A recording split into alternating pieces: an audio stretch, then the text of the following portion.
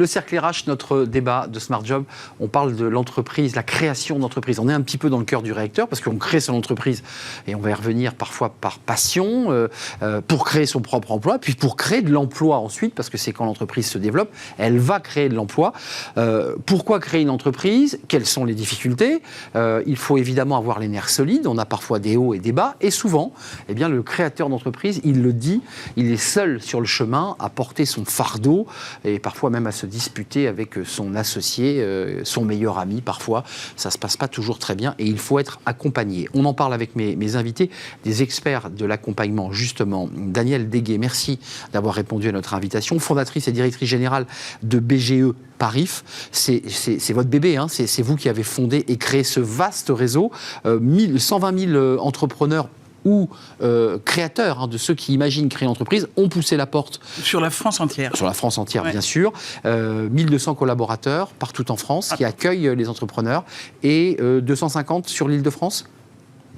Un peu moins, 150 avec une cinquantaine de lieux en Île-de-France et 550 lieux avec 550 lieux d'accueil pour tous les entrepreneurs qui le souhaitent. On va en parler avec vous. Benoît Mounier est avec nous. Bonjour Benoît. Bonjour. Directeur des programmes à la Fondation Entreprendre.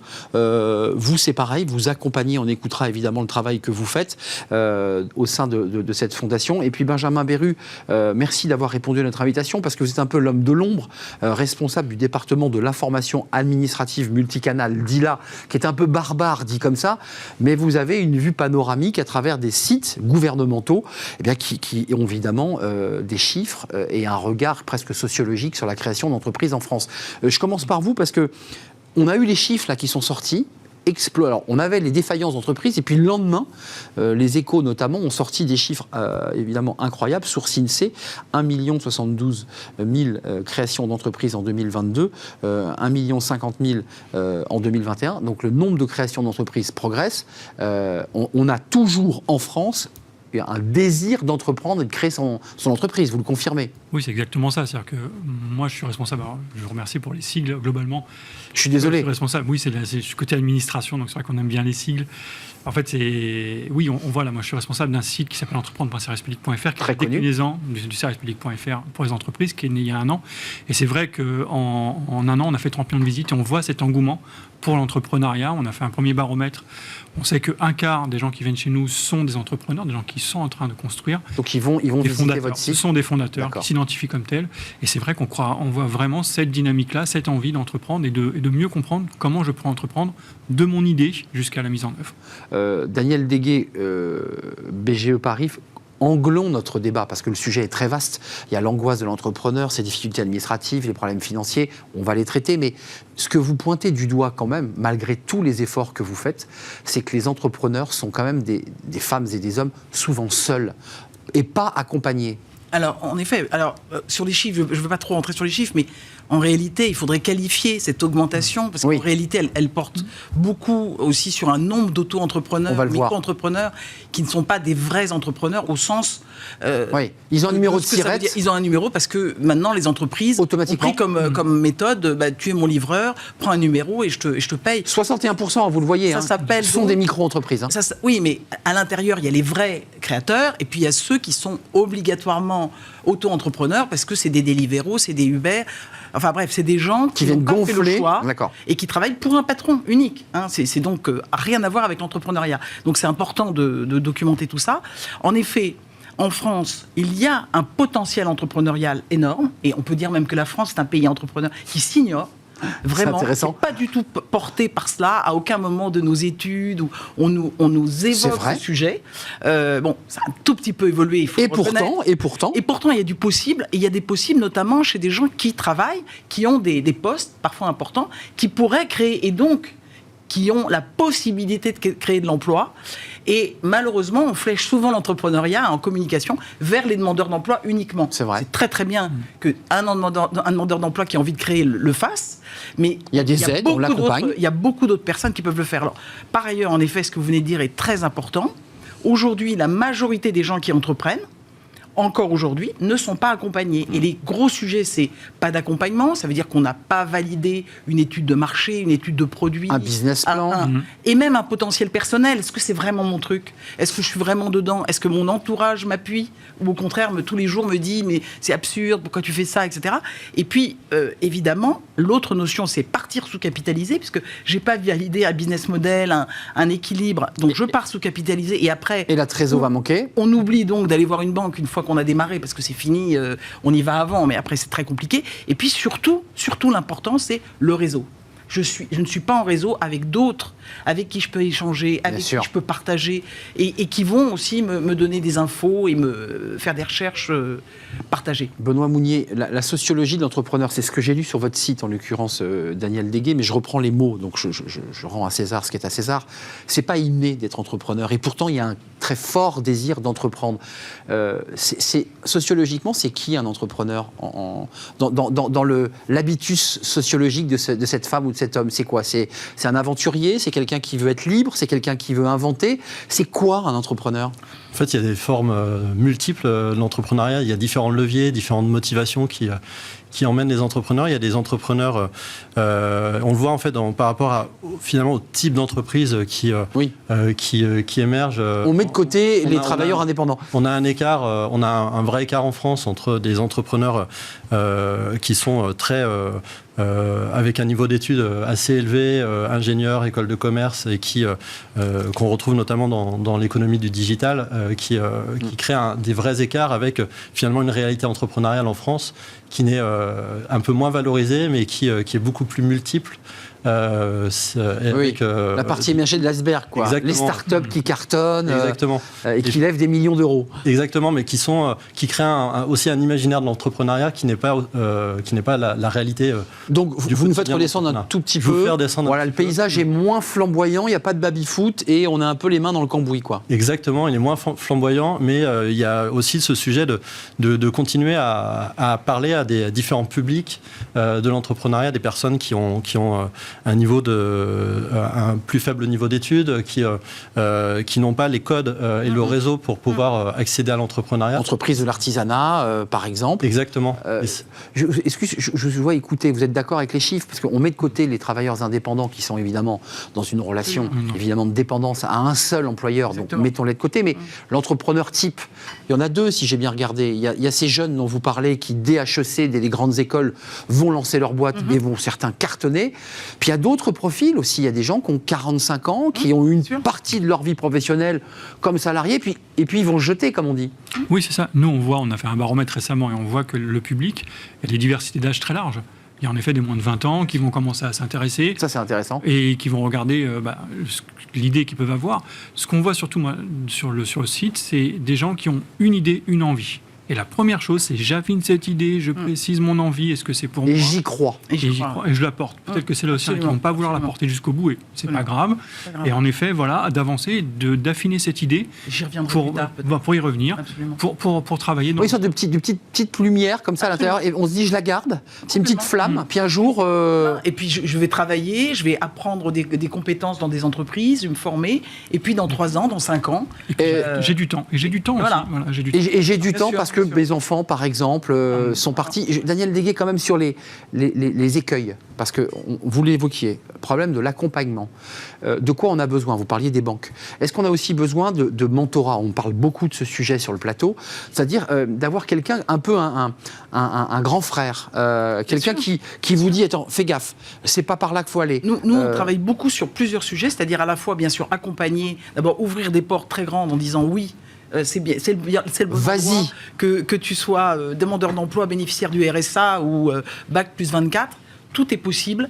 Et on reçoit d'abord, on écoute, on essaie d'entendre et puis vraiment de diagnostiquer, vraiment un diagnostic partagé et d'accompagner. Et dans notre accompagnement, on a notamment des couveuses labs qui vont permettre de tester sans prendre aucun risque. Je peux encore être salarié et je vais commencer mon entreprise avec notre cabis, donc c'est vraiment une protection majeure. Et on va en même temps faire intervenir des chefs d'entreprise, des consultants en pro bono, etc., qui vont venir faire des retours autres que les nôtres. C'est-à-dire qu'ils vont vraiment renvoyer des choses. Et ça, c'est vraiment quelque chose de très important. C'est le partage avec des milieux différents et qui vont essayer vraiment d'éviter tous les écueils et qui rentrent dans les critères, évidemment. Benoît, j'ai lu dans un excellent article de Challenge que une des grosses erreurs, c'était d'abord de s'associer avec son meilleur ami et de se dire on fait 50-50, on est tous les deux chefs. Jamais. Et qu'à la fin, quand ça se passe mal, on perd sa boîte et on perd son ami. Ça, c'est un peu classique, la belle aventure de jeunesse. Vous le confirmez, ça, c'est aussi des choses où vous dites attention, clarifiez bien le statut juridique, la place de chacun. C'est une clé quand même. Exactement. C'est un vrai sujet. Le travail en amont doit être poussé au maximum et c'est le projet qui doit primer avant tout et ensuite réfléchir à comment je m'allie avec d'autres, comment je structure ce projet. Mais il y a peut-être un point je voudrais aussi préciser, c'est que par rapport à l'échange, c'est que le monde du travail va évoluer et évolue encore. On est en plein dedans. Et l'entrepreneuriat, il va y avoir de plus en plus, on fait des travaux prospectifs à la Fondation sur l'évolution de l'entrepreneuriat. Et il va y avoir notamment, probablement en tout cas, parce que j'ai pas de boule de cristal, mais beaucoup plus de dynamique entre le passage, entre le monde de l'entrepreneuriat et du salariat. Je m'autorise avec une double activité parfois. Et alors ça, ce qui est déjà une réalité aujourd'hui. C'est ça. J'ai un boulot, mais je monte ma boîte. Exactement. Et en fait, il va y avoir un défi également à travailler, à accompagner bien en amont de la création. Et notamment, par exemple, on parle l'intrapreneuriat est souvent pas considéré aujourd'hui comme de l'entrepreneuriat. On vient d'une entreprise et on crée son entreprise issue de l'entreprise. Et en fait, il y a des enjeux en fait à se tester avant de se dire j'arrête tout, je lâche. Très grand risque là. J'ai envie d'entreprendre, j'ai mon idéal de l'entrepreneuriat. Il y a un enjeu en France à probablement développer des parcours en amont de dispositifs d'accompagnement classiques pour se tester.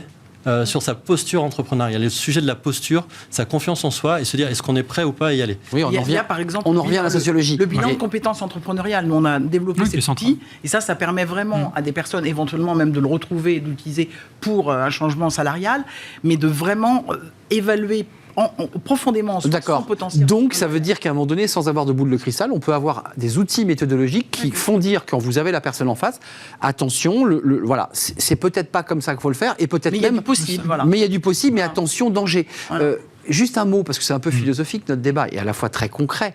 Beaucoup désirent créer une entreprise, et on nous dit aujourd'hui, c'est la fin du travail.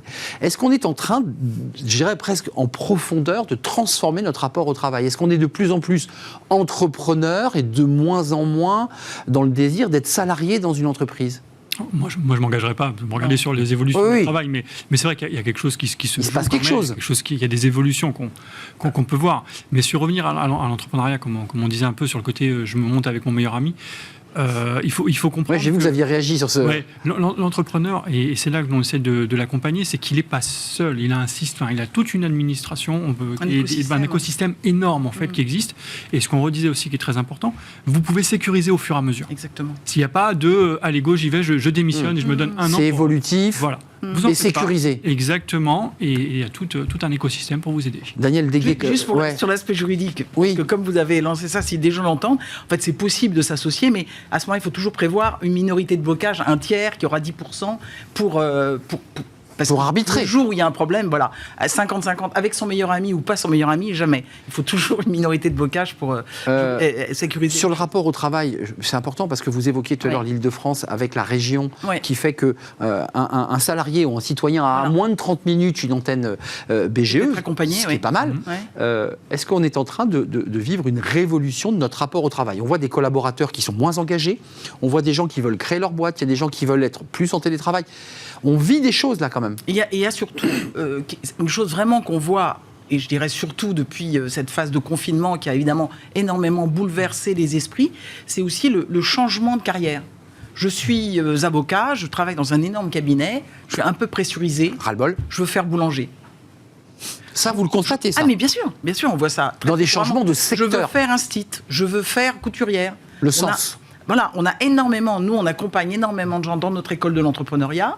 On a près de 4000 personnes qui suivent et qui peuvent être salariés dans le cadre du CPF. Et qui se préparent. Et qui changent complètement d'activité, qui sont ingénieurs et qui vont développer une activité autour de l'agroalimentaire, bio, donc local, le retour au etc. sens, encore une fois. Retour au sens, retour à la qualité, vraiment une saturation des transports, donc retrouver une qualité de vie. Voilà. Et je pense que le télétravail a contribué parce qu'on s'est rendu compte qu'on voyait peut-être plus ses enfants, les accompagner. La crise Covid a accéléré, ouais. Ah mais complètement.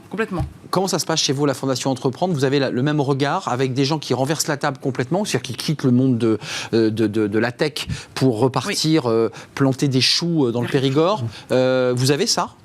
Justement, alors peut-être une précision, nous on n'accompagne pas directement des entrepreneurs, on soutient un écosystème d'associations qui accompagnent les entrepreneurs. Donc ça nous permet de capter aussi des signaux faibles. Et des tendances, ouais. Et de lancer des programmes expérimentaux sur certains sujets. Et justement, sur ce point-là, ce qu'on constate aussi, c'est qu'il y a des changements de carrière et des changements de lieu de vie. Et notamment de retour à la terre, notamment en ruralité. Ça, vous le sentez, ça? Et ça, on le sent. C'est plutôt une bonne nouvelle, entre nous. On le sent et ça mène en fait sur ce type de projet à réfléchir au lien en fait entre l'entrepreneuriat et le territoire. Bien sûr. Et ça, ce sujet-là, on l'explore notamment sur un programme expérimental qui s'appelle Entreprendre la ruralité. On expérimente sur une quinzaine de territoires ruraux en France, en Nouvelle-Aquitaine, dans les Hauts-de-France et en Auvergne-Rhône-Alpes, des nouvelles approches d'accompagnement, déjà pour être plus en proximité.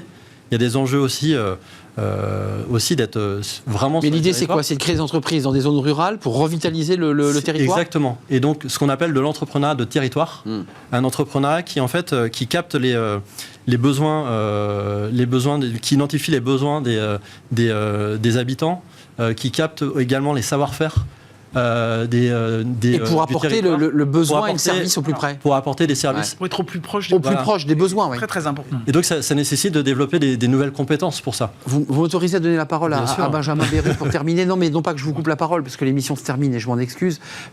C'est positif, tous ces chiffres-là. Vous, dans la prospective de votre baromètre et j'irais du panorama global, on va encore avoir des progressions de création d'entreprises? Oui, sans doute. Après, il y a la question en effet du micro-entrepreneur, comme on disait. Oui, donc il faut séparer le... Clairement, on a une progression. Nous, on voit cette progression qui se met en place.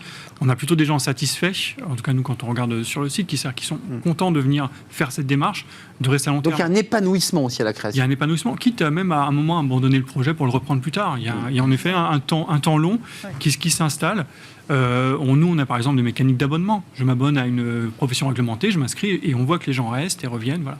Donc on a cette mécanique-là de temps long qui s'installe et en effet de tissu local de plus en plus mobilisé rapidement. Un mot positif, tout ce qu'on se raconte là, ça va dans le bon sens? Mais ça va dans le bon sens. Il faut absolument soutenir partout autour de nous toute personne qui a envie d'entreprendre, votre enfant, votre cousin, votre voisine, votre femme de ménage, enfin tous les gens qui disent qu'ils ont envie. Il faut les encourager. Voilà, parce qu'on peut les accompagner dans toutes les étapes, dans le modèle économique, dans toute l'organisation, dans le suivi. Vous n'êtes pas seul. Dans le financement, avec tout un tas de partenaires qui font du financement en complément des banques. Et voilà, vous n'êtes pas seul. Partout en France, il y a des réseaux qui sont là pour vous accompagner. Ne jamais être seul quand on veut créer son entreprise. Vous êtes une femme passionnée, Danielle Deguet. Merci. Et ça se transmet, ça se voit. Fondatrice et directrice générale BGE Paris avec un réseau national, 120 000 créateurs ou en gestation de création. Je remercie Benjamin Bérut, responsable du département de l'information administrative multicanal. DILA, voilà, je l'ai dit, le sigle, c'est évidemment le panorama de tous ces outils dont entreprendre. .service.gouv.fr.